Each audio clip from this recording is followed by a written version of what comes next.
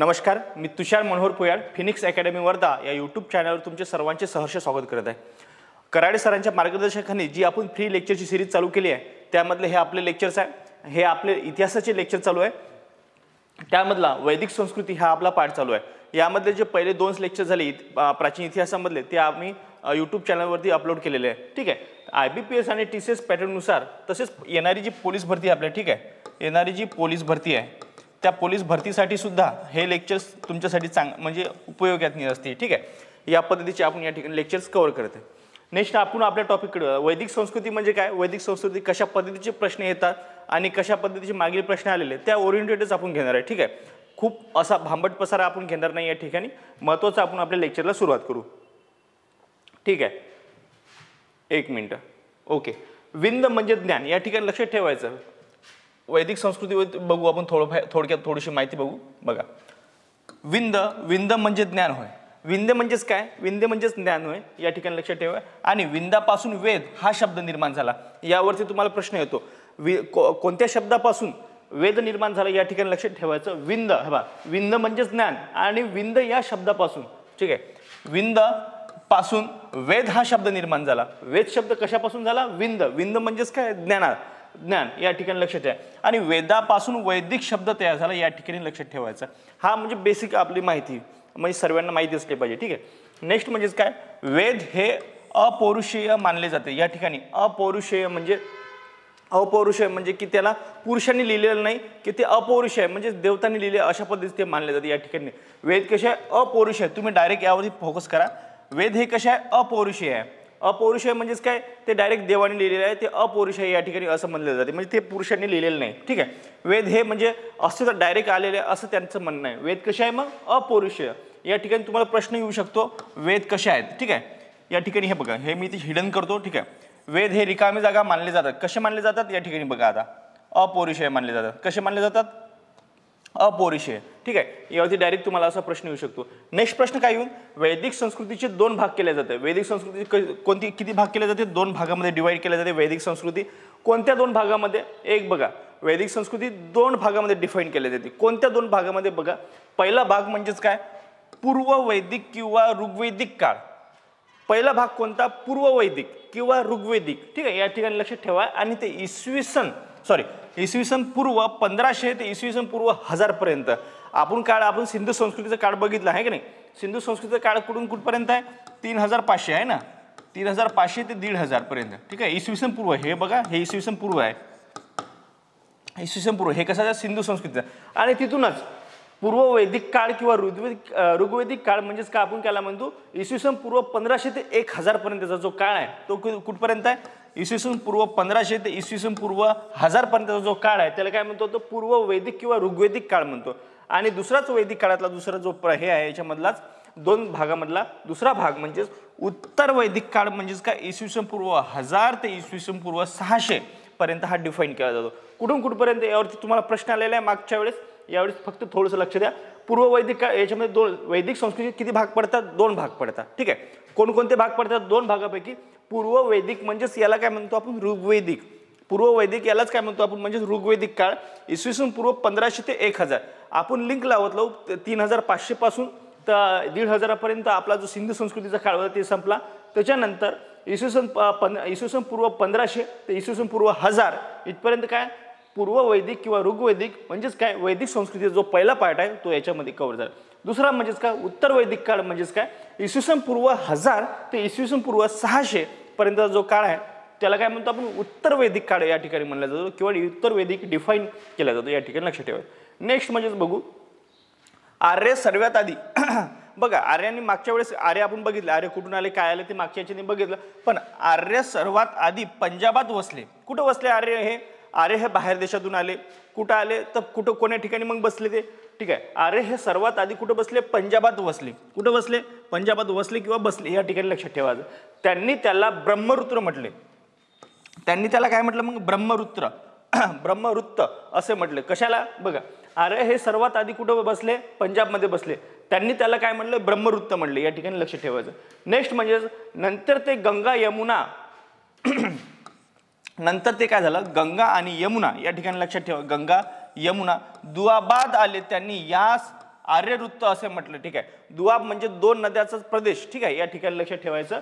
नंतर ते गंगा यमुना दुआबात आले, त्यांनी यास आर्यवृत्त असे म्हटले. आर्यवृत्त म्हणजे की त्यांचा जो काळ आहे त्याला काय म्हणतो आपण, आर्यवृत्त म्हणले. कोणत्या याच्यात नाही बघा. नंतर ते गंगा व यमुना यमुना म्हटलं, गंगा यमुना दुआबात म्हणजे दोन नद्यांचा प्रदेशात आले, त्यांनी यास आर्यवृत्त म्हणलं. काय म्हणले, आर्यवृत्त म्हणलं, ठीक आहे. तो जो हे असतं काळ त्याला काय म्हणते, ते आर्यवृत्त म्हणते त्या काळाला, ठीक आहे. ऋग्वैदिक काळात वर्ण जन्मानुसार नसून कर्मावर आधारित होता, या ठिकाणी लक्षात ठेवायचं. आपण सिंधू संस्कृतीमध्ये आपण बघितलं की असं असू शकते बा, कर्मावर नसून ते जन्मावर आधारित त्या ठिकाणी चार पंथी आपण बघितले असू शकतात. आणखी त्याचं डिफाईन आपण केलेलं नव्हतं. समजा त्यांचा पर्टिक्युलर शोध किंवा त्यांचा ठोस पुरावा आपल्याला भेटले नव्हते, ठीक आहे. या ठिकाणी काय, ऋग्वैदिक काळात वर्ण जन्मानुसार नसून कर्मावर आधारित होते. कर्मावर म्हणजे तुमचं कर्म कशा पद्धतीचं आहे, ठीक आहे. तुम्ही कोणतंही काम करू शकत होते, कोणत्याही पद्धतीचं तुम्ही कर्म करू शकत होते, ठीक आहे. म्हणजे त्याला असं डिफाईन नव्हतं की त्यांच्या जात म्हणजे तुमची हे जात पर्टिक्युलरली तुम्ही हेच कर्म केलं पाहिजे, अशा पद्धतीचं त्या ठिकाणी नव्हतं. या ठिकाणी लक्ष ठेवायचं. आणि दुसरं म्हणजे महत्त्वाचं बघा, कृषीमध्ये मुख्य पीक जव होते, या ठिकाणी लक्षात ठेवा. आणि आपण मागच्या लेक्चर्समध्ये जे सांगितलं तर सर्वात मध्ये पहिल्यांदा पीक कोणत्या याच्यात घेतलं, या ठिकाणी बघा गहू घेतला आपण, ठीक आहे. शेतीचा शोध लागल्यानंतर पहिल्यांदा पीक जे घेण्यात आलं ते कोणतं, गहू घेण्यात आलं, या ठिकाणी लक्षात ठेवायचं. आणि गहू आणि जे बाकी मग मुख्य पीक या म्हणजे कृषीमध्ये मुख्य पीक या ठिकाणी काय सांगितलं, मग जव या ठिकाणी सांगितलं, या ठिकाणी लक्षात ठेवायचं. कृषीमध्ये मुख्य पीक कोणते घेतले जात होते, जव, या ठिकाणी लक्षात ठेवा. मग तुम्हाला इथं हिडन जर करून दिलं असं, या ठिकाणी बघा इथं क्वेश्चन तयार होतो आपला. काय क्वेश्चन तयार होतो, कृषीमध्ये मुख्य पीक वैदिक संस्कृतीमध्ये कोणते घेतले जात होते, आपल्याला लक्षात येते. मग कोणते घेतले जात होते, गहू, ठीक आहे. हे असं जव घेतले जात होते. गहू हे पहिल्यावालं पीक होते, या ठिकाणी जव हे पीक घेतले जात होते, या ठिकाणी लक्षात ठेवायचं. नेक्स्ट म्हणजेच बघा, आर्य हे बाहेरून भारतात आले असे बहुसंख्य इतिहासकारांचे मत आहे. बरोबर आहे. काही इतिहासकार काय म्हणतात, याच्यामध्ये दोन हे मतभेद आहे यामध्ये, ठीक आहे. काही म्हणजे बहुतेक म्हणजे जास्त 75 पेक्षा जास्त जे आपले इतिहासकार आहे त्यांचं म्हणणं काय, आर्य हे बाहेरून भारतात आले आहे, ठीक आहे. असे बहुसंख्य इतिहासकारांचे मत आहे. जवळपास म्हणजे 75 ते 80% इतिहासकारांचे तेच म्हणणे आहे. स्वामी दयानंद सरस्वती या ठिकाणी लक्षात ठेवा. स्वामी दयानंद सरस्वती काय सांगतात बघा, तुम्हाला परत सांगतो, आर्य हे बाहेरून भारतात आले असे बहुसंख्य इतिहासकारांचे मत आहे. हा प्रश्न सोडून द्या. बघा आपण या ठिकाणी बघा असं काय म्हणलं, स्वामी दयानंद सरस्वती आर्य हे तिबेटमधून भारतात आले असे ते म्हणतात. स्वामी दयानंद सरस्वतीचं मग म्हणणं काय, या ठिकाणी बघा स्वामी दयानंद सरस्वती काय म्हणतात की आर्य हे भारतात कुठून आले, तर या तिबेटमधून. तिबेट म्हणजेच काय बघा, आपल्या याच्या नेपाळच्या वरचा जो भाग आहे तिबेट, त्या ठिकाणी बघा त्या तिबेटमधून भारतात आले, या ठिकाणी त्यांनी सांगितलेलं, ठीक आहे. नेक्स्ट घेऊ आपण. तिबेटला आणखी जगाचे छप्पर असे सुद्धा म्हणले जाते, ठीक आहे. या ठिकाणी लक्षात ठेवायचं. नेक्स्ट बघा, आता लोकमान्य टिळक आपण बघितलं, स्वामी दयानंद सरस्वतींनी काय म्हटलंय की आर्य हे कुठून आले, तिबेटमधून आले. बघा मग आता लोकमान्य टिळकांनी काय म्हटलं, लोकमान्य टिळक हे सुद्धा इतिहासकार होते, होऊन गेले. The Arctic home in the Vedas, यावरती प्रश्न येऊ शकते बरं. The Arctic home in the Vedas हा ग्रंथ कोणाचा, यावरती प्रश्न सुद्धा म्हणजे येऊ शकते, नाही येऊन गेलेला आहे, ठीक आहे. असा प्रश्न येऊ शकते. बघा हे तुम्हाला हिडन करून देणार अशी, किंवा इथे रिकामी जागा द्यायचा. रिकामी जागा, the Arctic home in the Vedas या ग्रंथाचे लेखक कोण आहे, किंवा हा ग्रंथ यांनी लिहिला, म्हणजे इथे हिडन. रिकामी जागा, the Arctic home in the Vedas हा ग्रंथ यांनी लिहिला असं येऊ शकते. त्या ठिकाणी बघा लोकमान्य टिळक, तुम्ही अशा पद्धतीचा जर अभ्यास केला तुमच्या डेफिनेटली लक्षात राहील. या ठिकाणी म्हणजे महत्वाचं आहे, लोकमान्य टिळकांनी the Arctic home in the Vedas, कोणा, लोकमान्य टिळकांनी कशामध्ये, त्यांच्याच ग्रंथामध्ये the Arctic home in the Vedas या ग्रंथामध्ये आर्य हे आर्टिक प्रदेशातून आले आहे असे सांगितले. तर लोकमान्य टिळकांनी काय सांगितलं, मग the Arctic home in the Vedas या ग्रंथामध्ये त्यांनी सांगितलं, त्यांचा स्वतःचाच ग्रंथ आहे तो, तर त्यांनी सांगितलं हे आर्य हे आर्टिक प्रदेशातून भारतामध्ये आलेले, त्यांच्या आर्टिक प्रदेशातून म्हणजे भारतामध्ये प्रवेश घेतला असं कोणी सांगितलं, लोकमान्य टिळकांनी सांगितलं. नेक्स्ट बघू, प्रारंभी आलेल्या आर्यांमध्ये भारत वंशाचे लोक होते. जे प्रारंभी भारतामध्ये जे आर्य आले, प्रारंभी आलेल्या आर्यामध्ये भारत वंशाचे लोक होते, या ठिकाणी लक्षात ठेवायचं. भरत वंशाचे प्रारंभी जे आर्य भारतामध्ये आले त्याच्यामध्ये भरत वंशाचे लोक होते असं या ठिकाणी डिफाईन केलं जाते, ठीक आहे.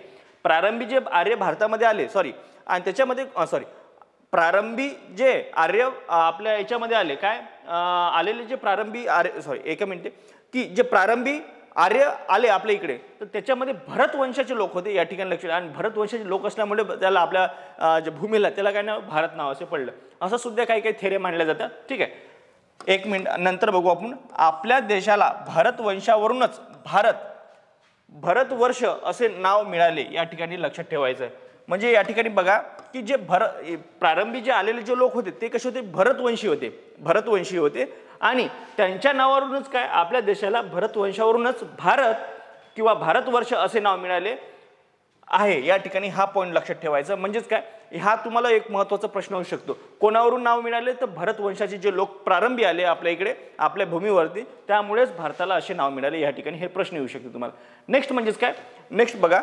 आर्यांची संपत्ती गायीच्या संख्येत मोजली जात होती या ठिकाणी बघा त्यावेळेस सोने चांदी म्हणजे याच्या पद्धतीमध्ये पेक्षा सर्वात जास्त गायीचं प्रमाण कोणाकडे आहे या पद्धतीचं त्यावेळेस होतं आणि सर्वात जास्त गायी त्याच्याकडे आहे त्याला आपण संपत्तीवान किंवा धनवान असे त्या ठिकाणी संबोधत होतो म्हणजेच आर्याची जी संपत्ती होती ती गायीच्या संख्येवर मोजली जात होती म्हणजे सर्वात जास्त जर त्यांच्याकडे गायी असेल ते सर्वात श्रीमंत अशा पद्धतीत त्या ठिकाणी होतं ऋग्वेदातील आर्यांच्या कुटुंब संस्थेत पितृसत्ताक पद्धती अस्तित्वात होती या ठिकाणी बघा तुम्हाला एक या ठिकाणी प्रश्न कसा येऊ शकतो ऋग्वेदातील आर्यांच्या कुटुंब संस्थेत पितृसत्ताक या ठिकाणी हिडन देते ठीक आहे तुम्हाला दोन या ठिकाणी सांगतो म्हणजे कसं कंपॅरिझन करू शकू आणि या ठिकाणी बघा हे झालं ऋग्वेदिक काळात ऋग्वेदिक आर्यांच्या कुटुंब संस्थेत रिकामी जागा पद्धती अस्तित्वात होती कोणती पितृसत्ताक होती कोणती होती पितृसत्ताक आणि या ठिकाणी सिंधू संस्कृतीमध्ये कोणती होती मातृसत्ताक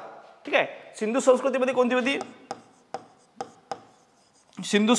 कोणती होती मातृसत्ताक होती या ठिकाणी लक्षात ठेवायचं म्हणजेच काय तुम्हाला या ठिकाणी पितृसत्ताक कशामध्ये तर ऋग्वेदिक आर्यांच्या कुटुंब संस्थेत पितृसत्ताक पद्धती अस्तित्वात होती तर सिंधू संस्कृतीमध्ये मातृसत्ताक पद्धती अस्तित्वात या ठिकाणी तुम्हाला लक्षात ठेवायचं नेक्स्ट बघा आणि स्त्रियांना दुय्यम स्थान होते बघा या ठिकाणी ही सुरुवात झाली स्त्रियांचं समजा बघा या ठिकाणी काय केलं स्त्रियांना दुय्यम स्थान होते या ठिकाणी लक्षात ठेवायचं आणि आपल्या सिंधू संस्कृतीमध्ये पुरुषांना दुय्यम स्थान दिले जाते म्हणजे तिथं मातृसत्ताक पद्धती होती आणि या ठिकाणी काय पितृसत्ताक आहे म्हणजे स्त्रियांना दुय्यम स्थान होते या ठिकाणी लक्षात ठेवायचं नेक्स्ट म्हणजेच काय वैदिक संस्कृतीमध्ये बालविवाह पद्धत नव्हती या ठिकाणी लक्षात ठेवा यावरती सुद्धा प्रश्न येऊन गेलेला आहे वैदिक संस्कृतीमध्ये बालविवाह पद्धती अस्तित्वात होती नव्हती यावर बघा यावेळेस काय सांगा मग अचूक उत्तर काय या ठिकाणी वैदिक संस्कृतीमध्ये बालविवाह पद्धत अस्तित्वात नव्हती त्या ठिकाणी नव्हती म्हणजे त्या ठिकाणी बालविवाह केला जात नव्हता हे ठिकाणी आपल्याला लक्षात ठेवायचं नेक्स्ट म्हणजेच काय विधवांना पुनर्विवाह करण्याचा अधिकार होता मग त्यावेळेस बघा हे सुद्धा म्हणजे वैदिक संस्कृती सुद्धा एक मॉडर्न प्रकारचं जीवन जगत होती ठीक आहे म्हणजेच काय बघा त्यांना काय विधवांना पुनर्विवाह करण्याचा अधिकार होता वैदिक संस्कृतीमध्ये विधवांना पुनर्विवाह करण्याचा अधिकार हा खूप चांगला या ठिकाणी बघा पॉइंट आहे नेक्स्ट म्हणजेच काय ऋग्वेद हा आर्यांचा पहिला व श्रेष्ठ धर्मग्रंथ आहे या ठिकाणी बघा ऋग्वेद हा आर्यांचा पहिला व श्रेष्ठ धर्मग्रंथ आहे या ठिकाणी लक्ष ठेवायचं यावरती डेफिनेटली प्रश्न येऊ शकतो कसा या ठिकाणी बघा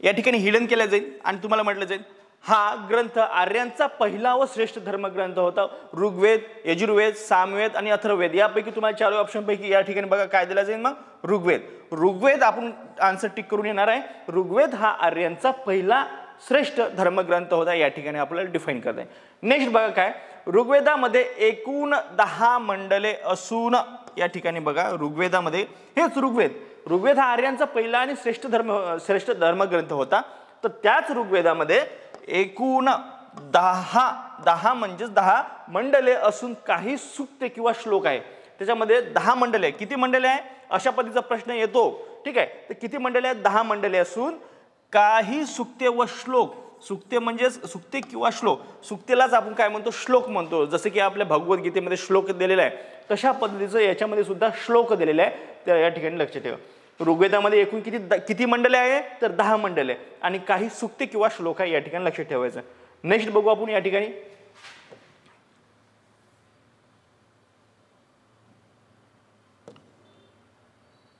ओके या ठिकाणी बघा इंद्र ही आर्यांची प्रधान देवता होती. इंद्र ही आर्यांची काय प्रधान देवता होती या ठिकाणी लक्ष ठेवायचं. हा प्रश्न येऊ शकतो तुम्हाला. कोण या ठिकाणी लक्ष ठेवायचं. या ठिकाणी बघा कोण या ठिकाणी लक्ष, या ठिकाणी काय कोण ही आर्यांची प्रधान देवता मानत होती या ठिकाणी लक्ष ठेवायचं. तो कोण इंद्र या ठिकाणी लक्ष ठेवायचं. या ठिकाणी काय मग इंद्र. त्याच्यानंतर अग्नी वरुण सोम मरुत या देवताही महत्वाच्या होत्या. या ठिकाणी तुम्हाला ऑप्शन मध्ये हे बघा या ठिकाणी कोण देणार तुम्हाला, या ठिकाणी कोण देणार आणि इंद्र हिरण करणार. बघा कोण ही आर्यांची प्रधान देवता होती आणि प्रधान देवता महत्वाच्या देवताही खाली आहे. अग्नी आहे, वरुण आहे, सोम आहे आणि या ठिकाणी शेवटचा ऑप्शन कोणता आहे मरुत न दिले इंद्र दिले जाईल. ठीक आहे, इंद्र दिले जाईल. मग आपल्याला कन्फ्युजन होते. मग या ठिकाणी फक्त हे लक्षात ठेवायचं इंद्र ही आर्यांची प्रधान देवता होती. इंद्र ही प्रधान होती. ठीक आहे, आणि अग्नी वरुण सोम आणि मरुत या देवताही महत्वाच्या होत्या या ठिकाणी लक्षात ठेवायचं. नेक्स्ट म्हणजेच काय सामवेद यजुर्वेद अथर्ववेद वेदांगे उपनिषदे इत्यादी ग्रंथ ऋग्वेदानंतरचे आहे या ठिकाणी लक्षात ठेवा. पहिला ग्रंथ आपण मागच्या स्लाइडमध्ये बघितला की पहिला ग्रंथ आणि त्यांचा महत्वाचा ग्रंथ कोणता होता. तर या ठिकाणी काय सांगितलं आपण ऋग्वेद हे काय सांगितलं पहिला महत्वाचा आणि पहिला ग्रंथ त्यांचा. त्याच्यानंतर सामवेद आले, त्यानंतर यजुर्वेद अथर्ववेद वेदांगे उपनिषदे इत्यादी ग्रंथ हे ऋग्वेदानंतर प्रकट झाले म्हणजे आलेले आहे किंवा त्याची निर्मिती ऋग्वेदानंतर झालेली या ठिकाणी हे लक्षात ठेवायचं. नेक्स्ट म्हणजेच काय यजुर्वेदामध्ये यज्ञाविषयी आवश्यक असलेले मंत्र आहे. या ठिकाणी नेहमीच प्रश्न येतो यजुर्वेदामध्ये कशाविषयी ज्ञान दिलेलं आहे किंवा कशाविषयी त्याच्यामध्ये डिफाईन केलेलं आहे. या ठिकाणी बघा यजुर्वेदामध्ये यज्ञासाठी आवश्यक असलेले मंत्र आहे. कशासाठी जे यज्ञ होम हवनसाठी जे असलेले आवश्यक असलेले जे मंत्र किंवा मंत्राचं जे पठण आहे ते कशामध्ये दिलेलं आहे यजुर्वेदामध्ये. यजुर्वेदामध्ये काय दिलेलं आहे तर यज्ञासाठी आवश्यक असलेले मंत्र दिलेले आहे. काय दिलेलं आहे याच्यासाठी काय आवश्यक असलेले कशासाठी यजुर्वेदामध्ये यज्ञासाठी. कशासाठी तर यज्ञासाठी या ठिकाणी लक्षात ठेवायचं आवश्यक असलेले मंत्र दिलेले आहे. नेक्स्ट काय सामवेदामध्ये यज्ञाच्या हवन प्रसंगी श्लोक. या ठिकाणी बघा आपलं यजुर्वेद झालं. ठीक आहे, आता यजुर्वेद झालं या ठिकाणी लक्षात ठेवायचं. थोडं आपण करून डिफाईन करू. यजुर्वेदामध्ये काय सांगितलं की यज्ञाविषयी जे असलेले मंत्र आहे ते कशामध्ये आहे यजुर्वेदामध्ये. आणि सामवेदामध्ये यज्ञाच्या हवनाप्रसंगी श्लोक कोणत्या सुरात म्हणायचे याचे मार्गदर्शन केलेले आहे. सामवेद म्हणजेच काय या ठिकाणी बघा जे सूर आपण बघतो स वरून सूर लावायचा तुम्ही. ठीक आहे, यावरून स वरून सूर लावू आपण. ठीक आहे, स वरून सूर लावू म्हणजे तुम्हाला लक्षात ठेवायचं आहे म्हणजे कोणत्या सुरामध्ये म्हणायचं या ठिकाणी असं लक्षात ठेवायचं. सामवेदामध्ये यज्ञाच्या हवन प्रसंगी आता हे बघा यज्ञाविषयी ज्ञान कशामध्ये दिलेलं आहे असलेले मंत्राचं ज्ञान कशामध्ये दिलेलं आहे यजुर्वेदामध्ये.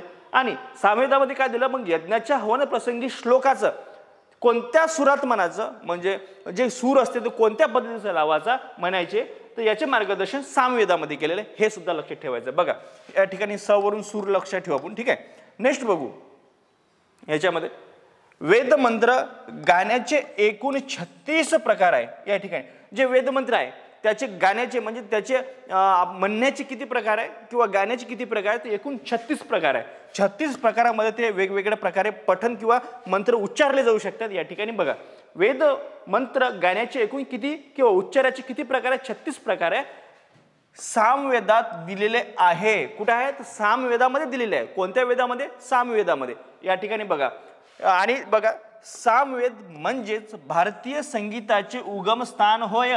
या ठिकाणी तुम्हाला अनेकदा प्रश्न येतो या ठिकाणी कोणता वेद हे भारतीय संगीताचे उगमस्थान आहे तर या ठिकाणी बघा या ठिकाणी काय सांगता येईल आपल्याला सामवेद म्हणजेच भारतीय संगीताचे उगमस्थान आहे या ठिकाणी तुम्हाला सांगता येईल. यावरती डेफिनेटली तुम्हाला प्रश्न येऊ शकतो. ठीक आहे, नेक्स्ट बघा आता या ठिकाणी काय आहे बघा अथर्व वेदामध्ये शांती निर्माण करणाऱ्या. या ठिकाणी बघा आता अथर्ववेदाविषयी बघू आपण. आपण काय काय बघितलं यजुर्वेद बघितलं. यजुर्वेदामध्ये काय यज्ञविधीसाठी आवश्यक असलेले मंत्र आहे. ठीक आहे, मंत्र कशामध्ये यजुर्वेदामध्ये. ठीक आहे, सूर कशामध्ये सामवेदामध्ये. आता काय बघणार आहे आपण अथर्व वेदामध्ये शांती निर्माण करणाऱ्या. या ठिकाणी अथर्व वेदामध्ये शांती निर्माण करणाऱ्या आणि निरनिराळ्या रोगांचे निवारण. ठीक आहे, निरनिराळ्या रोगांचे निवारण करणाऱ्या मंत्राचा समावेश आहे. या ठिकाणी लक्षात ठेवायचं. अथर्ववेदामध्ये काय सांगितलं म्हणजे अथर्ववेदामध्ये काय सांगितलं की शांती निर्माण करणाऱ्या आणि निरनिराळ्या रोगांचे निवारण करणाऱ्या मंत्रांचा समावेश आहे, यास ब्रह्मवेद असे सुद्धा म्हणतात. यास काय म्हणतात मग? ब्रह्मवेद. या ठिकाणी यावरती तुम्हाला सर्वात महत्त्वाचं पॉईंट म्हणजेच काय, अथर्ववेदामध्ये कशाचं ज्ञान दिलेलं आहे या ठिकाणी लक्षात ठेवा. अथर्ववेदामध्ये कशाचं ज्ञान दिलेलं आहे? निरनिराळ्या रोगाचं निवारण करण्यासाठी जे मंत्राचा समावेश होतो त्या या ठिकाणी दिलेला आहे. काय सांगितलेलं आहे अथर्ववेदामध्ये? निरनिराळ्या जे रोग आहे, रोगांचे निवारण करणारे जो मंत्राचा समावेश आहे ते कशामध्ये दिलेला आहे या ठिकाणी लक्षात ठेवा. अथर्ववेदामध्ये. अथर्ववेदामध्ये काय दिलेलं आहे असाही प्रश्न येऊ शकतो. मग आपण उलट तिलट करून डोक्यात ठेवायचं. अथर्ववेदामध्ये काय दिलेलं आहे मग ठिकाणी? निरनिराळे जे रोग होतात, ठीक आहे, निरनिराळे रोग होतात त्यांच्याविषयी जे मंत्रपठण करून त्यांना बसवण्यासाठी जे दिलेलं आहे ते अथर्ववेदामध्ये दिलेलं आहे. मग सामवेदामध्ये काय दिलेलं आहे? 36 प्रकारे गाण्याचे प्रकार दिलेले आहे, म्हणजे सूर त्याच्यामध्ये निर्माण होतो. आणि यजुर्वेदामध्ये काय दिलेलं आहे? हवन प्रसंगी जे श्लोक म्हणायचे असतात ते श्लोक त्याच्यामध्ये दिलेलं आहे. ठीक आहे, बघा आपण आणखीन समोर जाऊ. एवढं डिफिनेटली तुम्हाला समजलं असेल. ठीक आहे, बघा याच्यामध्ये काय, हा बघा अथर्ववेदामध्ये काय सांगितलेलं आहे? रोगाविषयी. बघा ठीक आहे, रोगाविषयी सांगितलं. रोग म्हणजेच काय? डिसीज आहे का नाही? रोग म्हणजेच काय? डिसीज. भारतीय आयुर्वेदांचा उगम भारतीय राजनीतीचा प्रारंभ अथर्ववेदातच आहे.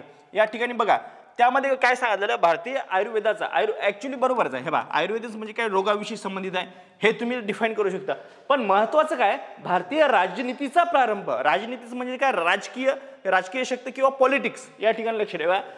आयुर्वेदामध्ये काय उगम? काय? भारतीय राजनीतीचा प्रारंभ अथर्ववेदात आहे. या ठिकाणी लक्ष ठेवा. म्हणजेच पॉलिटिक्सचा जो उगम आहे तो सुद्धा काय? भारतीय अथर्ववेदात सापडतो. या ठिकाणी लक्ष ठेवायचं.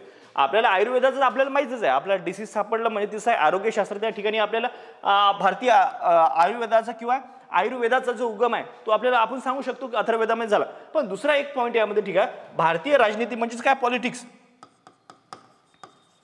पॉलिटिक्सचा जो जन्म आहे तो या ठिकाणी झालेला म्हणजे अथर्ववेदातूनच सुद्धा झालेला. या ठिकाणी हे लक्षात ठेवायचं.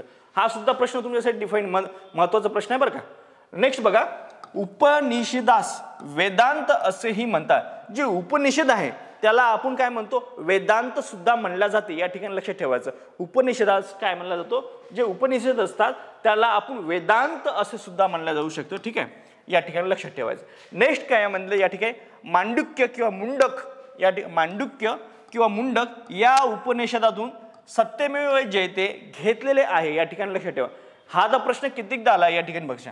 सत्यमेव जयते हे वाक्य कोणत्या उपनिषदातून घेतलेले आहे? तर मांडुक्य किंवा मुंडक या उपनिषदातून सत्यमेव जयते हे वाक्य घेतलेले आहे.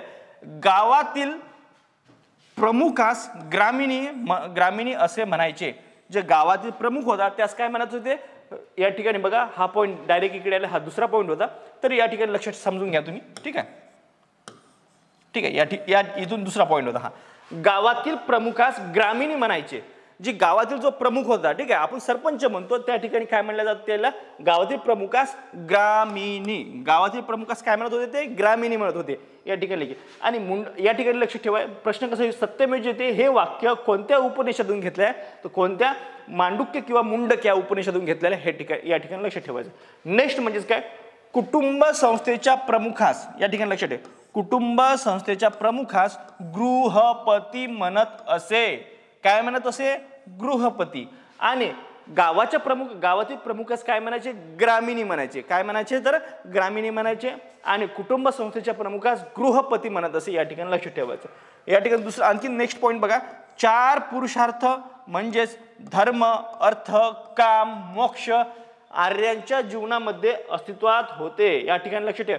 ते म्हणजे 4 पुरुषार्थावर भर देत होते. त्यांचं जीवन यांच्या भोवतीच फिरत होतं. कोणत्या भोवती? बघा, धर्म, अर्थ म्हणजे अर्थ म्हणजेच पैसा. या ठिकाणी धर्म, अर्थ, काम, मोक्ष हे आर्यांच्या जीवनामध्ये अस्तित्वात होते. या ठिकाणी लक्ष ठेवायचं. हे या 4 पद्धतीवर ते काम करत होते. नेक्स्ट म्हणजेच काय? हा पॉईंट क्लिअर झाला आपला. नेक्स्ट बघा, आर्यांच्या प्रारंभीचे जीवन हे पशुपालनीय होते. या ठिकाणी लक्षात ठेवा. आर्यांचे प्रारंभीचे जीवन हे पशुपालनीय होते. म्हणजे जे पशुपालन करत होते. या ठिकाणी लक्ष ठेवायचं. होते म्हणजेच काय? पशुपालन. व कृषी व्यवसाय दुय्यम होता. महत्वाचं म्हणजे मुख्य व्यवसाय काय होता? यांचा पशुपालन होता. मुख्य व्यवसाय काय? या ठिकाणी लक्ष ठेवायचं. मुख्य व्यवसाय काय होता? पशुपालन होता.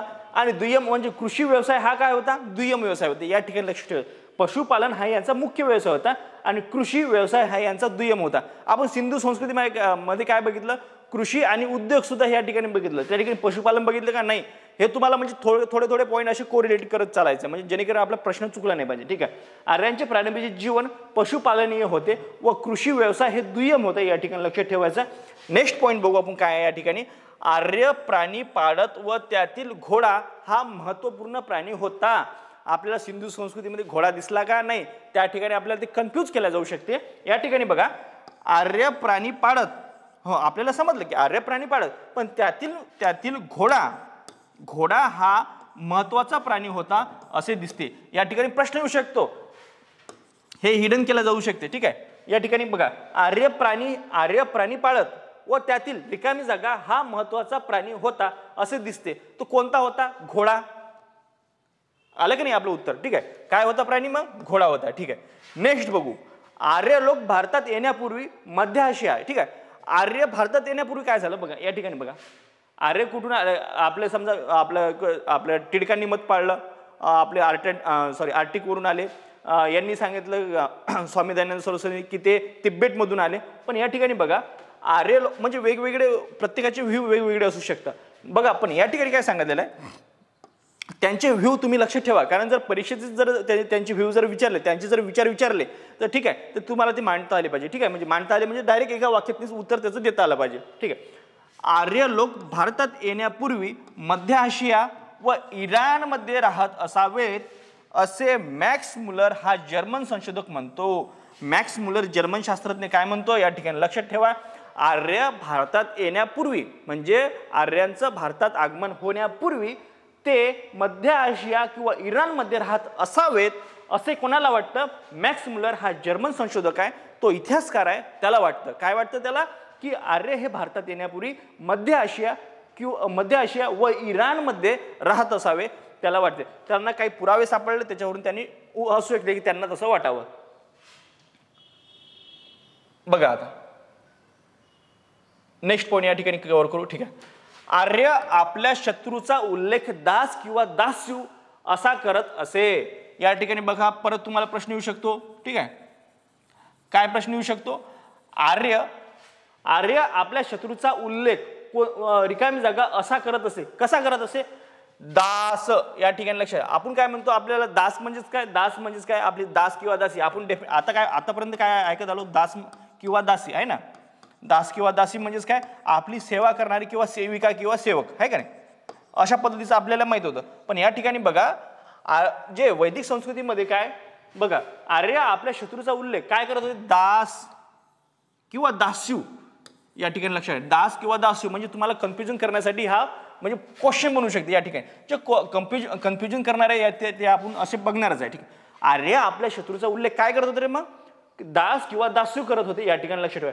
घोडा, या ठिकाणी लक्षात ठेवा, घोडा प्राणी आर्यांना सर्वप्रथम भारतात आणला होता. या ठिकाणी हे लक्षात ठेवायचं, घोडा प्राणी भारतात होता नव्हता याच्याविषयी काहीच नाही. पण आर्य ज्या वेळेस आले, तर घोडा हा प्राणी आर्यांनी सर्वप्रथम भारतात आणला. म्हणजे भारतात होता का याच्याविषयी आपल्याला आधी माहिती नाही. पण आणायचं जर झालं, तर प्रश्न जर आला, तर कोणता प्राणी हा आर्यांनी सर्वप्रथम भारतात आणला, अशा ठिकाणी जर प्रश्न आला, तर तुम्हाला उत्तर काय मारायचं आहे, घोडा. आणि घोडा हा प्राणी त्यांचा सर्वात प्रिय प्राणी होता, हे सुद्धा लक्षात ठेवायचं. म्हणजे ते वेगवेगळे प्राणी तर पाळतच असं, पण घोडा हा त्यामधला सर्वात प्रिय प्राणी पाळला जात होता. या ठिकाणी लक्षात ठेवा, म्हणजे आर्यांविषयी. बरोबर आहे, आर्य हे एका प्रदेशातून दुसऱ्या प्रदेशात प्रवास करत असत, त्याच्यामुळे त्यांना घोड्याची गरज लागत असे. ठीक आहे, हे सुद्धा आपण लक्षात, म्हणजे अशा पद्धतीचं आपण लक्षात ठेवू शकतो. ठीक आहे, आर्यांना वेगवेगळ्या ऋतूंची माहिती होती. बरोबर आहे, आर्यांना वेगवेगळ्या ऋतूंची माहिती होती. जसे की आपल्याला माहिती आहे, हिवाळा, पावसाळा, उन्हाळा. ठीक आहे, मनातला संक्रमणाचा ऋतू, तसंच असू शकते बा, त्यांना सुद्धा माहिती. पण आर्यांना वेगवेगळ्या ऋतूंची माहिती म्हणजेच काय, त्यांचा खूप अभ्यास, म्हणजे चांगल्या पद्धतीचा अभ्यास असं म्हणता येईल, की जे समजा हवामानशास्त्राचा अभ्यास चांगल्या पद्धतीचा होता त्यांचा, आर्यांचा. ठीक आहे, आर्यांचा ऋतूंची माहिती म्हणजे खूप चांगल्या प्रकारे त्यांना माहिती होती. या ठिकाणी लक्षात ठेवा.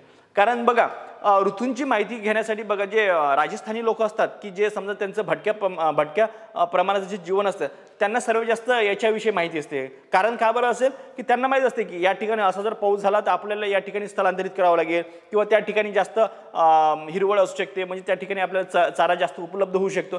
त्यांना हे नॉलेज ठेवावं लागतं. तसंच त्यांना सुद्धा नॉलेज ठेवावं लागत होते.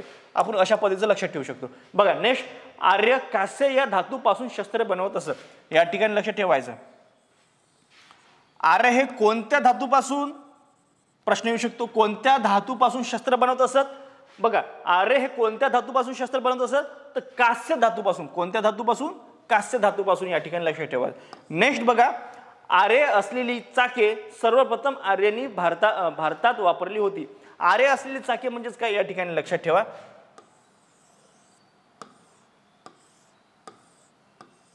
हे बघा, आर्य म्हणजे स्पोक असलेली, सरळ सरळ आर्य म्हणजेच काय, स्पोक असलेली जी चाके आहे ती सर्वप्रथम आर्यांनी भारतात वापरली. या ठिकाणी लक्षात ठेवायचं.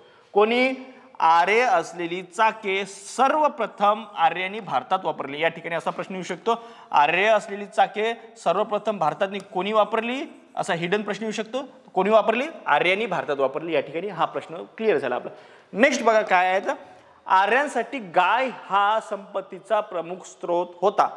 या ठिकाणी बघा मागच्या स्लाइडमध्ये तुम्हाला सांगितलं, त्यांचं गाय म्हणजेच काय, एक संपत्तीचं माध्यम होते.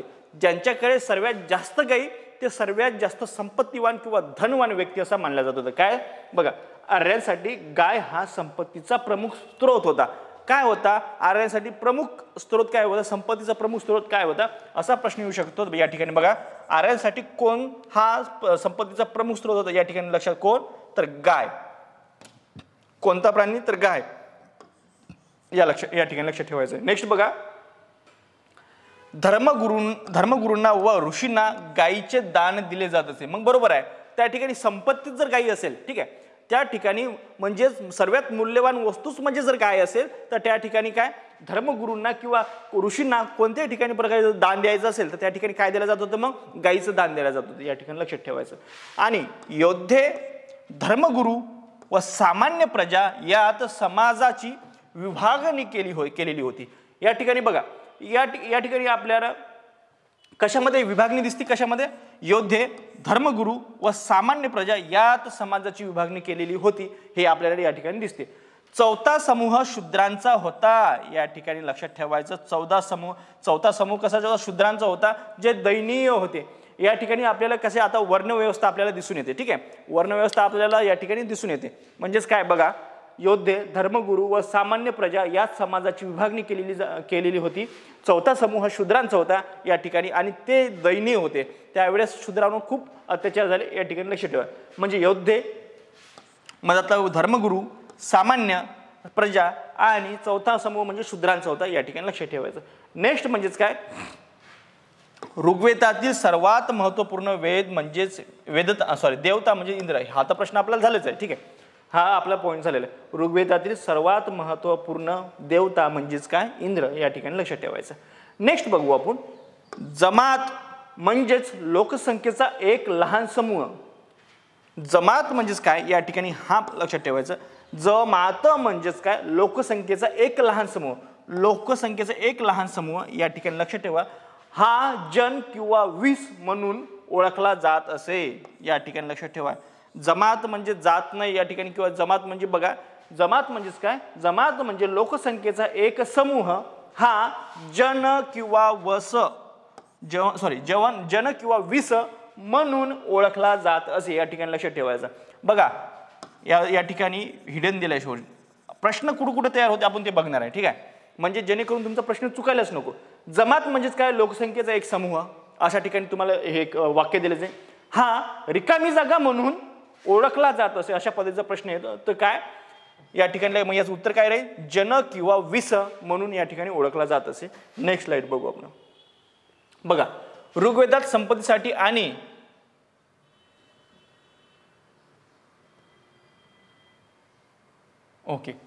ऋग्वेदात संपत्तीसाठी आणि गोधनासाठी इच्छा प्रगट केलेली आढळते.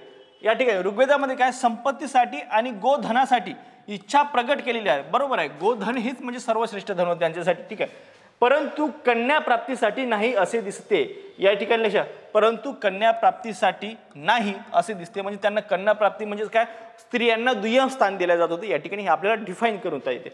नेक्स्ट म्हणजे काय, एकपत्नीत्व व काही ठिकाणी बहुपत्नीत्वाची चाल अस्तित्वात होती. हे सुद्धा लक्षात ठेवता येते आपल्याला. म्हणजे या ठिकाणी बघा वर्णव्यवस्था सुद्धा आपल्याला दिसून येते, त्यानंतर एकपत्नीत्व किंवा बहुपत्नीत्व सुद्धा आपल्याला दिसून येते. महत्त्वाचं काय म्हणजे स्त्रियांना कसं दुय्यम स्थान हे या ठिकाणी सुद्धा दिसून येते. जमात म्हणजेच काय, लोकसंख्येचा एक समूह आपण बघितलं, त्याला जत किंवा वीस असे म्हणले जाते, हे सुद्धा बघितलं. नेक्स्ट म्हणजेच काय, जमात अथवा वंशप्रमुख केंद्रस्थानी असतात. असे जमात किंवा वंशप्रमुख त्या ठिकाणचं बघा. आपल्या ठिकाणी कसं की आपल्या समजा जे वयस्कर असतात, जे आपले वडीलधारी असतात, ते कसे आपले म्हणजे घरातले प्रमुख असतात. तसंच या ठिकाणी काय, जमात किंवा एक तर समूह किंवा या ठिकाणी जमात किंवा वंशप्रमुख केंद्रस्थानी असते. त्यांचे केंद्रस्थानी कोण, एक वैयक्तिक वंशप्रमुख असायचा किंवा जमात असायची, या ठिकाणी हे लक्षात ठेवायचं. नेक्स्ट म्हणजेच काय, प्रमुखाला राजा असे संबोधले जात असे. बरोबर आहे. आपण आपल्या समजा जे समजा आपण आपला जो समजा भारतीय प्रमुख आहे त्याला आपण पंतप्रधान किंवा जे अप्रत्यक्षपणे असतात ते राष्ट्रपती असतं, या ठिकाणी लक्षात ठेवा, आपण त्याला म्हणतो. तसंच या ठिकाणी काय, प्रमुखाला म्हणजे आपल्या राज्याचा प्रमुखाला जे राजा आहे त्याचं राजाच्या प्रमुखाला काय राजा असे संबोधले जात असे, या ठिकाणी लक्षात ठेवायचं. नेक्स्ट म्हणजेच काय, सभा व समिती यांचे राजावर नियंत्रण असे. सभा व समिती हे लक्षात ठेवायचं, या ठिकाणी लक्षात, हे हिडन केले जाऊ शकते. ठीक आहे. आणि रिकामी जागा यांचे राज्यावर ऋग्वेदिक काळामध्ये नियंत्रण होते. कोणत्या याच्यावर बघा, सभा आणि समितीचे यांचे राज्यावर नियंत्रण होते, या ठिकाणी लक्षात ठेवायचं. कशामध्ये, या ठिकाणी आपल्याला लक्षात होते. नेक्स्ट म्हणजे काय बघा, सभा समिती विधब गण या जमातीवर आधारित ऋग्वेदिक कालीन संघटना होत्या, या ठिकाणी लक्षात ठेवायचं. सभा समिती विधब गण या जमातीवर आधारित ऋग्वेदातील संघटना होते, या ठिकाणी लक्षात ठेवायचं. आता तुम्हाला प्रश्न कसा येऊ शकतो, हे बघा या ठिकाणी हिडन केले जाऊ शकते. आणि बघा दोन ठिकाणी हिडन केले जाऊ शकते. सभा समिती विधब गण या रिकामी जागा आधारित ऋग्वेदातील संघटना होत्या. तर काय, तर या ठिकाणी बघा जमातीवर आधारित. कशावर आधारित, जमात कशी आहे, म्हणजे जमात कशी आहे की त्या आधारे सभा समिती विधब या जमातीवर आधारित ऋग्वेदकालीन संघटना होत्या, असे सुद्धा लक्षात येते.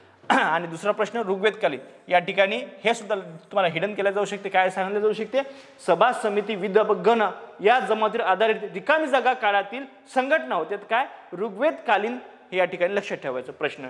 नेक्स्ट बघू आपण काय, विशिष्ट आणि विश्वामित्रा, या ठिकाणी लक्षात ठेव.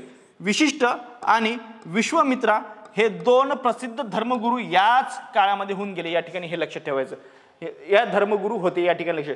विशिष्ट आणि विश्वामित्रा, विशिष्ट आणि विश्वामित्रा हे जे धर्मगुरू होते म्हणजे दोन प्रसिद्ध धर्मगुरू, ते याच याचे काय ऋग्वेदकालीन होऊन गेले, या ठिकाणी लक्षात ठेवायचं. म्हणजेच काय, नेक्स्ट बघा, सेनानी हा पुरोहितांचा महत्वाचा अधिकारी होता, या ठिकाणी तुम्हाला हिडन केले जाऊ शकते. आणि उत्तर काय बघा, कोण हा पुरोहितांचा महत्वाचा अधिकारी होता, बघा मग कोण होता, तर सेनानी होता. कोण होता, सेनानी हा पुरोहितांचा महत्वाचा अधिकारी होता असे सांगते. त्याच्यानंतर गुप्तहेरांची नेमणूक केली जात असे, त्या ऋग्वेदिक काळात सुद्धा गुप्तहेरांची नेमणूक केल्या जात असे, या ठिकाणी लक्ष ठेवायचं आहे. म्हणजेच काय, आपल्याला जे आपली आजची जी परिस्थिती आहे ते त्याच्यातला काही अंशाचा भाग म्हणजे त्या ठिकाणी सुद्धा सापडतो, या ठिकाणी लक्ष ठेवायचं. नेक्स्ट बघू, या ठिकाणी आर्यांचे नागरी अथवा प्रादेशिक प्रशासन नव्हते. ठीक आहे, आर्यांचे नागरी अथवा प्रादेशिक प्रशासन नव्हते, कारण त्यांचे जीवन स्थलांतरित व भटके होते. तुम्हाला सांगितलं त्यांची ते एका ठिकाणी दुसऱ्या ठिकाणी स्थलांतरित केले होते. गाय हा त्यांच्या संपत्तीचा गाय हा संपत्तीचा प्रमुख स्रोत होता त्यांचा, या ठिकाणी लगा. आर्यांचे नागरी अथवा म्हणजे त्यांना याच्याविषयी जास्त माहिती होती, क्लायमेट विषयी, म्हणजे त्याला काय म्हणतो आपण जे ऋतूविषयी जास्त सर्वात चांगली माहिती होती त्यांना. आर्यांनी नागरी अथवा प्रादेशिक प्रशासन नव्हते, कारण त्यांचे जीवन स्थलांतरित व भटके होते, हे या ठिकाणी लक्षात ठेवायचं. नेक्स्ट म्हणजे आर्यांचे जीवन ग्रामीण अथवा अर्थव्यवस्थेवर आधारित होते, या ठिकाणी लक्षात ठेवा. आर्यांचे जीवन हे ग्रामीण अर्थव्यवस्थेवर आधारित होते, या ठिकाणी लक्षात ठेवायचं. हा पॉईंट महत्वाचा आहे. बघा प्रश्न कसं, आर्यांचे जीवन ग्रामीण कोणत्या अर्थव्यवस्थेवर आधारित, ग्रामीण अर्थव्यवस्थेवर आधारित होते, या ठिकाणी लक्षात ठेवायचं. नेक्स्ट म्हणजेच मातीच्या घरात आर्य लोक निवास करीत असे. कोणत्या घरात या ठिकाणी आपण बघितलं पक्क्या विटा कुठे सिंधू संस्कृतीमध्ये बघितलं आहे की नाही. पक्क्या विटांची जे घरं असते त्यांची नाली 90च्या काटकोनामध्ये छेदत असत, त्यांचे रस्ते रुंद रस्ते होते. ठीक आहे. आणि प्रत्येक घरामध्ये म्हणजे जे काय किल्ले किंवा जे चांगले घर त्यांच्यामध्ये प्रत्येक घरामध्ये काय स्नानगृह होते, हे सुद्धा आपण त्या ठिकाणी बघितलं. नेक्स्ट पण काय, मातीच्या आर्य कुठे राहत होते, मातीच्या घरात आर्य लोक निवास करत असत, हे बघा या ठिकाणी लक्षात ठेवायचं. नेक्स्ट म्हणजेच काय, दस्यू हे मूळ रहिवासी होते. जे दस्यू होते, दस्यू हे मूळ रहिवासी होते, त्यांना अनार्य म्हणत असत. या ठिकाणी जे दस्यू होते, दस्यू हे मूळ रहिवासी होते. या ठिकाणी लक्षात ठेवा, जे दस्यू होते ते काय मूळ रहिवासी होते. भारतातील मूळ रहिवासी कोण होते, तर दस्यू हे मूळ रहिवासी होते. या ठिकाणी लक्षात ठेवायचं. असा प्रश्न येऊ शकतो, मूळ रहिवासी कोण होते, तर दस्यू हे मूळ रहिवासी होते. त्यांना अनार्य म्हणत होते. त्यांना काय म्हणलं, अनार्य म्हणत होते. आर्यांचा त्यांच्यासोबत संघर्ष होता. या ठिकाणी लक्षात ठेवा, आपण दास किंवा दासू बघितलंच होय, तेच हे आहे की त्यांना अनार्य म्हणलं जाते. आर्य आणि त्यांच्यामध्ये संघर्ष नेहमीच उत्पन्न होतं. त्यांना काय, यांना आर्य आणि त्यांना अनार्य म्हणलं जाते. दासीने काय अनार्य म्हणलं जातं आणि नेहमीच त्यांच्यासोबत संघर्ष होतं. आपण यांना काय म्हणतो मग, शत्रू असं म्हणलं जातं. ठीक आहे. म्हणजे आर्यांनी त्यांना नाव दिलं म्हणजे त्या वैदिक काळामध्ये की दस्यू किंवा यांना शत्रू असं म्हणलं जात होते. ठीक आहे. नेक्स्ट म्हणजेच उत्तर वैदिक या काळातील समाजाची विभागणी ब्राह्मण, क्षत्रिय, वैश्य, शूद्र या 4 वर्णात झालेली होती.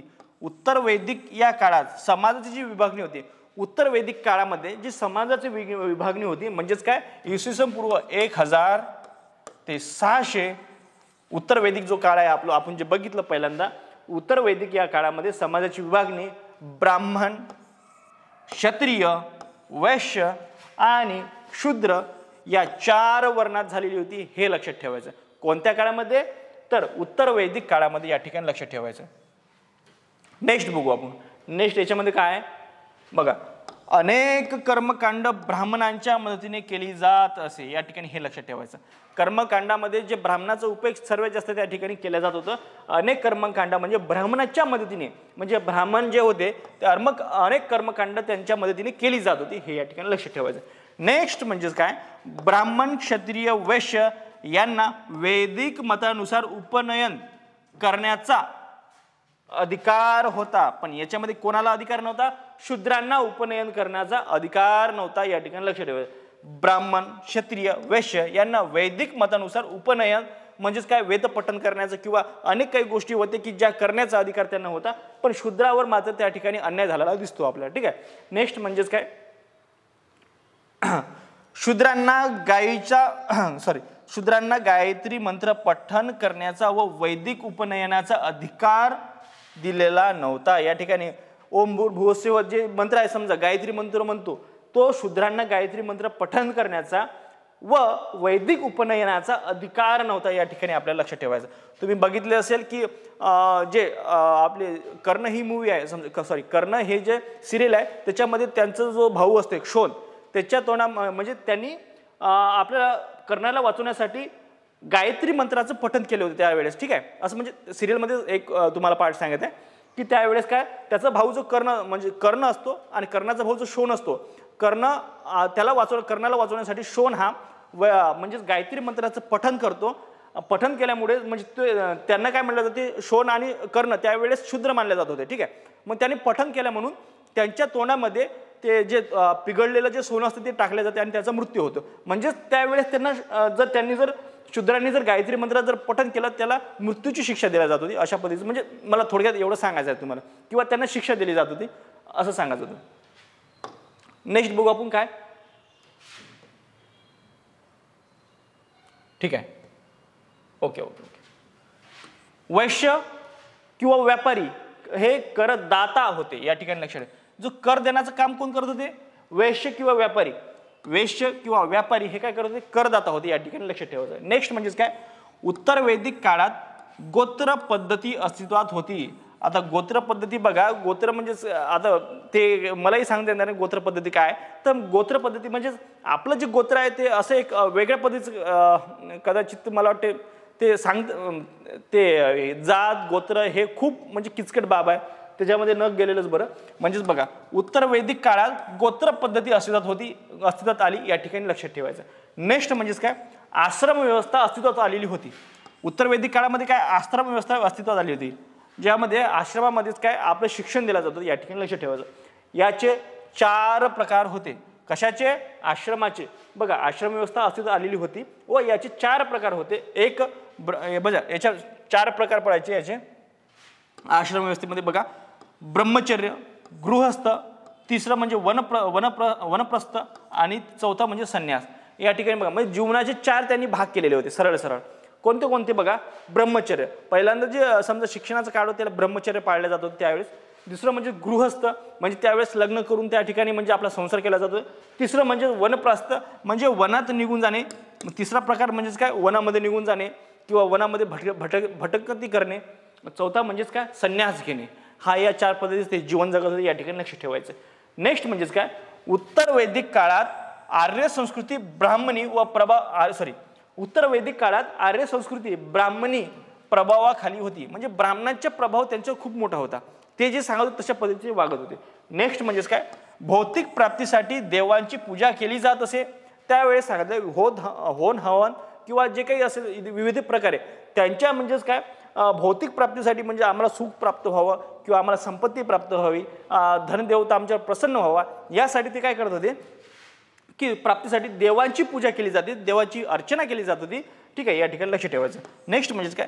गायी वस्त्र प्राण्या, या ठिकाणी गायी प्रावरण व घोडे भेट वस्तू म्हणून दिल्या जात होते. या ठिकाणी लक्षात ठेवा, म्हणजे गायी तर दिल्या जातच होते, त्यानंतर वस्त्र प्रावरण म्हणजे अंगावर घालायचे कपडे, त्यानंतर घोडे ह्या भेट वस्तू म्हणून दिल्या जात होती. या ठिकाणी लक्षात ठेवायचं. नेक्स्ट म्हणजेच काय?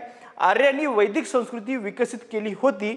आर्य हा शब्द ऋग्वेदात 36 वेळा आढळतो. या ठिकाणी लक्षात ठेवा, 36चा 2 वेळेस उल्लेख झाला. कशामध्ये?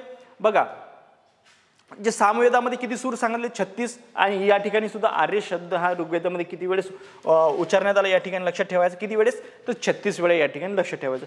नेक्स्ट म्हणजे काय? आर्यांची वैदिक संस्कृती ही विकसित केली होती. आर्यांनी काय वैदिक संस्कृती मग कोण विकसित केली होती? या ठिकाणी असा प्रश्न येऊ शकतो तुम्हाला डायरेक्ट, आहे का? कसा प्रश्न येऊ शकतो की आर्यांनी कोणती संस्कृती विकसित केली? अशा पद्धतीचा जर प्रश्न आला मग काय सांगता? तर वैदिक संस्कृती. कोणती संस्कृती विकसित केली? तर वैदिक संस्कृती ही आर्यांनी विकसित केली होती. आर्य हा शब्द ऋग्वेदात किती वेळेस आला? तर 36 वेळा. हा सुद्धा प्रश्न येऊ शकतो तुम्हाला. ठीक आहे, नेक्स्ट बघू आपण काय. अरण्यात जाऊन वेदामधील गूढ विषयांचा अभ्यास निवांतपणे तयार केलेला निरूपण म्हणजेच आरण्यके होय. या ठिकाणी लक्षात ठेवायचं. हा महत्वाचा आहे. आरण्यके म्हणजे काय? अरण्यके म्हणजेच काय? अरण्यात जाऊन वेदामधील गूढ विषयाचा, वेद घेऊन जायचा, अरण्यामध्ये जायचं आणि त्याच्यामध्ये जे गूढ विषय आहे त्याचा अभ्यास निवांतपणे केलेला तयार केलेलं निरूपण म्हणजेच एक निरूपण तयार करा. त्याच्याविषयी शॉर्ट नोट्स काढायचे. ते निरूपण तयार करणे म्हणजे अरण्यके होय. हे या ठिकाणी लक्षात ठेवायचं. म्हणजे एकांत विषयातनी अरण्यात जाऊन जे लिहिलेला आपण समजा विषय किंवा जो ग्रंथ आहे त्याला आपण काय म्हणतो? अरण्यक म्हणतो. या ठिकाणी लक्षात ठेवायचं. नेक्स्ट म्हणजेच काय? अरण्यकाविषयी आणखीन एक गोष्ट होती ते बरं नेक्स्ट याच्यामध्ये सांगू, कारण आपलं लेक्चर लांबच आहे. ठीक आहे. प्रत्येक वेदावरील म्हणजेच ते आपल्या इतिहासाविषयी संबंधित आहे की जे बरं नेक्स्ट म्हणजे लेक्चरमध्ये सांगून देईन तुम्हाला. प्रत्येक वेद, कारण ती खूप मोठी गोष्ट आहे. प्रत्येक वेदावरील लिहिलेली भाष्य म्हणजेच ब्राह्मणे होय. या ठिकाणी लक्ष ठेवा. प्रत्येक वेदावरील लिहिलेले भाष्य म्हणजेच काय? ब्राह्मणे होय. या ठिकाणी लक्षात ठेवायचं. प्रत्येक वेदावरील लिहिलेली जे भाष्य आहे म्हणजे शॉर्टकट नोट्स आहे की त्याला काय म्हणू आपण? ब्राह्मणे म्हणू. ब्राह्मणे या ठिकाणी लक्षात ठेवायचं. नेक्स्ट म्हणजेच काय? प्रश्न येऊ शकतो बरं. प्रत्येक वेदावर लिहिलेली भाष्य म्हणजे त्याला काय म्हणता येईल? आपण इथे कन्फ्युजन, ब्राह्मण किंवा ब्राह्मणे जर असेल तर या ठिकाणी ब्राह्मणे मारायचं उत्तर. काय? ब्राह्मणे. शिष्याने गुरु शेजारी बसून ज्ञान प्राप्त करणे असा उपनिषद या शब्दाचा व्यावहारिक अर्थ आहे. उपनिषद या ठिकाणी उपनिषद या शब्दाचा व्यावहारिक अर्थ काय आहे मग? ठीक आहे, या शब्दाचा व्यावहारिक अर्थ काय या ठिकाणी लक्षात ठेवायचं. शिष्याने गुरु शेजारी बसून ज्ञान प्राप्ती करणे असा उपनिषद या शब्दांचा व्यावहारिक अर्थ आहे. हे या ठिकाणी लक्षात ठेवायचं. उपनिषद या शब्दाचा अर्थ काय? आपण काय म्हणू? उपनिषद म्हणजे काय? ग्रंथ किंवा काय? शिष्याने गुरु शेजारी बसून ज्ञान प्राप्ती करणे असा उपनिषद या शब्दांचा व्यावहारिक अर्थ या ठिकाणी लक्षात ठेवायचं. नेक्स्ट म्हणजेच काय? 4 वेद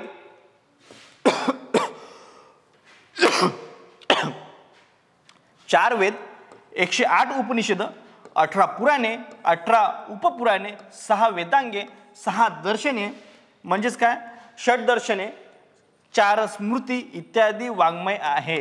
हे थोडं तुम्हाला लक्षात ठेवावं लागेल, कारण बघा 4 वेद आहे. वेद किती आहे? 4 आहे. सामवेद, ऋग्वेद, यजुर्वेद आणि अथर्ववेद. ठीक आहे. त्याच्यानंतर 108 उपनिषद आहे. उपनिषद किती आहे मग? 108 आहे. 18 काय आहे? पुराणे आहेत. 18 उपपुराणे सुद्धा 18च आहे. 6 वेदांग आहे. 8 दर्शने किंवा षडदर्शने आहे. 4 स्मृती आहे. या ठिकाणी लक्षात ठेवायचं. आता हे लक्षात कसं ठेवायचं? वेद तर सर्वांना माहिती आहे 4 आहे म्हणून. 108 तुम्हाला माहिती आहे, एक म्हणजे गावातनी जे माळकरी लोक असतात त्यांच्या गळ्यामध्ये 108 मणी असतात. मग आपण लक्षात ठेवू की 108 उपनिषद आहे.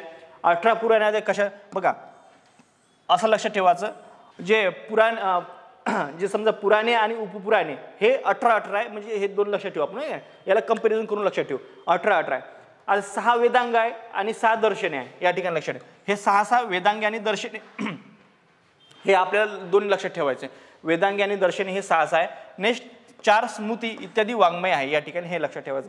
नेक्स्ट म्हणून लक्षात ठेवा, ऋग्वेद काळातील विद्वान स्त्रिया. बघा ऋग्वेद काळात सुद्धा, एक मिनिट, ऋग्वेद काळात सुद्धा विद्वान स्त्रिया होत्या. या ठिकाणी लक्षात ठेवायचं. त्यांचं नाव अपाला, घोषा, अपालमुद्रा आणि विश्ववारा हे या ठिकाणी यावरती MPSCने सुद्धा प्रश्न विचारलेला आहे. तर म्हणजे इतर आपल्याला MPSCने सुद्धा यावरती प्रश्न विचारलेला आहे. तर हे डेफिनेटली की सरळ सेवेमध्ये तर येणारच. बघा ऋग्वेद काळातील विद्वान स्त्रिया कोण होता? अपाला, घोषा, लोपामुद्रा आणि विश्ववारा हे काय आहे? हे यांच्या त्यावेळेच्या विद्वान स्त्रिया या ठिकाणी लक्षात ठेवायचं. नेक्स्ट म्हणजे थोडक्यात या ठिकाणी हे आपलं लेक्चर या ठिकाणी कंप्लीट झालं आहे. ठीक आहे. तुम्ही माझं लेक्चर ऐकून घेतलं त्याबद्दल तुमचे मनपूर्वक आभार. ठीक आहे. ठीक आहे. आणखीन जर तुम्हाला यामधले जर काही कंटेंट जर शिकवायचं म्हणजे चुका जर झाल्या असतील त्या ठिकाणी म्हणजे तुम्ही सुधारू शकता कमेंट बॉक्समध्ये. ठीक आहे. नेक्स्ट या ठिकाणी मी वेळ झालेला आहे, थोडक्यात रिव्हिजन बघूच तरी, कारण रिव्हिजन हे आपला महत्त्वाचा भाग आहे.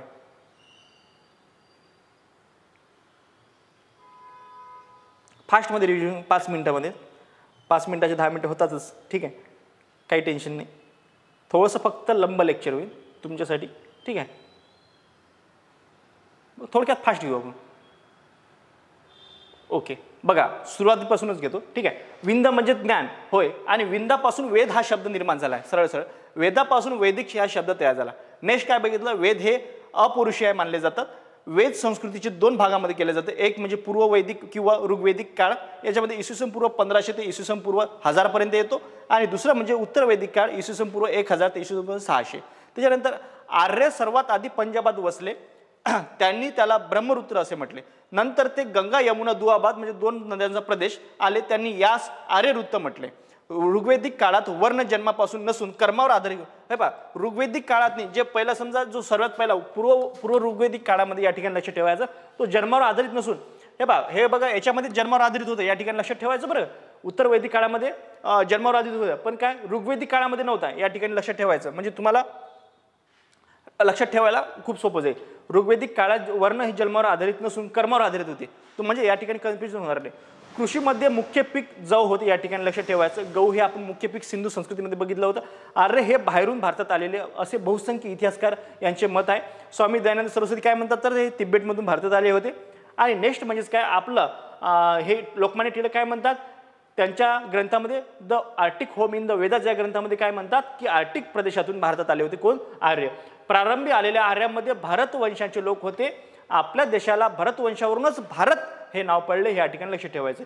नेक्स्ट म्हणजे आर्याची संपत्ती ही कशाच्या स्वरूपात होती? गायीच्या स्वरूपात होती. आर्यांच्या कुटुंबासाठी हे पितृसत्ताक होते का?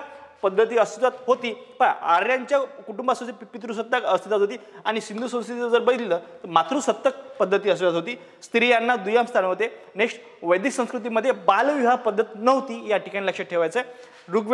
ऋग्वेदाचा बघा, आणि विद्वांना पुनर्विवाह करण्याचा अधिकार होता. ऋग्वेद हा आर्यांचा पहिला आणि श्रेष्ठ धर्मग्रंथ होता.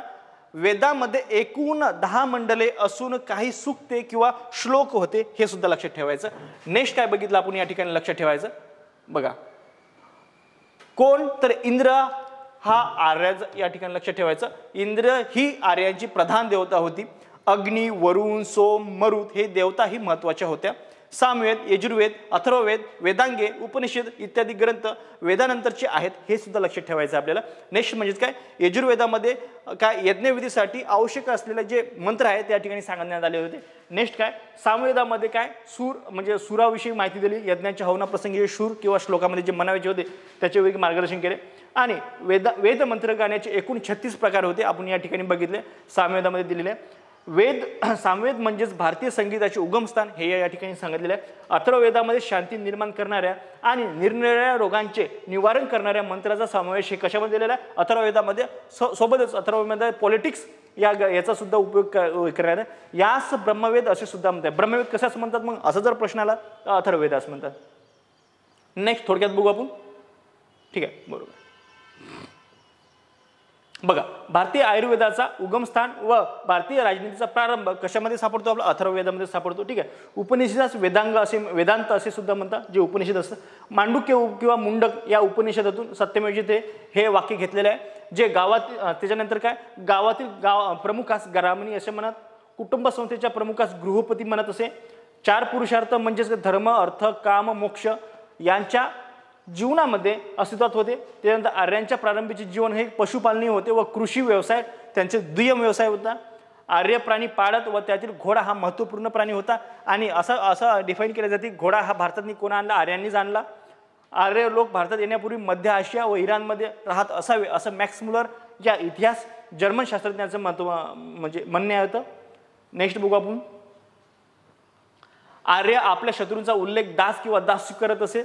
घोडा हा प्राणी आर्यांनी सर्वप्रथम भारतात आणला हे सुद्धा यांनी सांगितलं. नेक्स्ट म्हणजे काय, आर्यांनी वेगवेगळ्या ऋतूंची माहिती होती, कारण त्यांचं आर्यांचं हे कसं होतं, स्थायिक होतं का नाही, भटक्या स्वरूपाचं होतं. त्याच्यानंतर आर्य कास्य या धातूपासून शस्त्र बनवत असत. नेक्स्ट, आर्य असलेली चाके सर्वप्रथम आर्यांनी भारतात वापरली होती. आर्यांसाठी गाय ही संपत्तीचा प्रमुख स्रोत होता. धर्मगुरूंना व ऋषींना गायचे दान दिले जात असे. योग्य धर्मगुरू व सामान्य प्रजा यात समाजाची विभागणी केलेली होती. चौथा समूह हा शूद्रांचा होता, ते दयनीय अवस्थेतील होते. ऋग्वेदातील सर्वात महत्त्वपूर्ण देवता म्हणजे इंद्र. जमात म्हणजेच लोकांचा एक लहान समूह जो हा जन किंवा 20 म्हणून ओळखला जात असे. ठीक आहे. नेक्स्ट काय बघितलं आपण. ठीक आहे. ऋग्वेदात संपत्तीसाठी आणि गोधनासाठी इच्छा प्रकट केलेली आढळते, परंतु कन्या प्राप्तीसाठी असे दिसत नाही. एकपत्नीत्व व काही ठिकाणी बहुपत्नीत्व सुद्धा आढळते. आणि या ठिकाणी लक्षात ठेवायचं, जमात अथवा वंशप्रमुख केंद्रस्थानी असे. नेक्स्ट म्हणजेच काय, प्रमुखाला राजा असे संबोधले जात असे.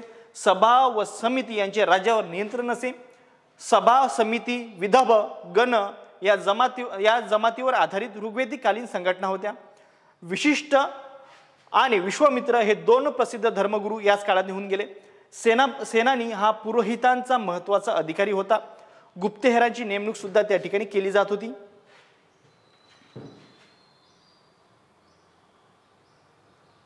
सॉरी ठीक आहे, एक स्लाइड ॲड झाली त्याच्यामध्ये. नेक्स्ट, आर्यांचे नागरी अथवा प्रादेशिक प्रशासन नव्हते, कारण त्यांचे जीवन स्थलांतरित भटके होते. आर्यांचे जीवन ग्रामीण अर्थव्यवस्थेवर आधारित होते, हे सुद्धा महत्त्वाचं आहे. मातीच्या घरात आर्य लोक निवास करीत असे. दास्य हे मूळ रहिवासी होते, त्यांना अनार्य म्हणले जाते आणि आर्यांचा यांच्यासोबत नेहमीच संघर्ष होत असे. उत्तर वैदिक या काळात समाजाची विभागणी ब्राह्मण, क्षत्रिय, वैश्य, शूद्र या 4 वर्णात झालेली होती.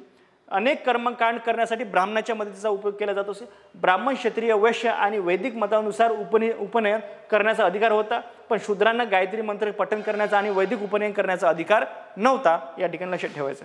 नेक्स्ट काय बघितलं आपण. वैश्य किंवा व्यापारी हा करदाता होता, त्या ठिकाणी महत्त्वाचा वर्ग होता.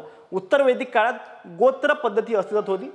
आश्रम व्यवस्था अस्तित्वात आली होती व याचे 4 उपप्रकार पडतात. कोणकोणते, ब्रह्मचर्य, गृहस्थ, वनप्रस्थ आणि संन्यास. उत्तर वैदिक काळातील आर्य संस्कृती ब्राह्मणी प्रभावाखाली होती. भौतिक प्राप्तीसाठी वेदांची पूजा केली जात असे. गायी, प्रावरण व घोडे भेटवस्तू म्हणून दिल्या जात असे. आर्यांनी वैदिक संस्कृती विकसित केली होती व आर्य हा शब्द ऋग्वेदात किती वेळेस आला तर 36 वेळेस आला, ह्या ठिकाणी लक्षात ठेवायचं. नेक्स्ट बघा, अरण्यात जाऊन वेदामध्ये गूढ विषयाचा अभ्यास निवांतपणे करणे म्हणजेच त्याला काय म्हणतो आपण, अरण्यके म्हणतो. ठीक आहे.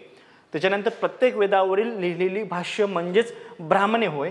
शिष्याने गुरु शेजारी बसून ज्ञान प्राप्ती करणे असा उपनिषद या शब्दांचा व्यवहारिक अर्थ आहे. 4 वेद, 8 उपनिषदे, 108 उपनिषदे, 18 पुराणे, 18 उपपुराणे, 6 वेदांगे, 6 दर्शने म्हणजेच त्याला काय आपण षडदर्शने म्हणतो, 4 स्मृती इत्यादी वाङ्मय आहे. ऋग्वेद काळातील विद्वान स्त्रिया अपाला, घोषा, लोपमुद्रा आणि विश्ववारा या ठिकाणी लक्ष ठेवायचं. तुम्ही माझं लेक्चर ऐकून घेतलं त्याबद्दल तुमचे सर्वांचे म्हणजे आभार. आणि तुम्हाला जर याविषयी काही म्हणजे सूचना किंवा आणखीन काही याविषयी समजा जर माझं काही चुकलं असेल तुम्ही कमेंट बॉक्समध्ये नक्कीच सांगू शकता. आणि याविषयी आणखीन कोणतं जरी लेक्चर घ्यायचं असेल तर कमेंट बॉक्समध्ये नक्की सांगा. ठीक आहे, त्यावरती आपण नक्कीच विचार करू. आणि मी या ठिकाणी इथेच थांबतो. जय हिंद, जय महाराष्ट्र, धन्यवाद. ओके.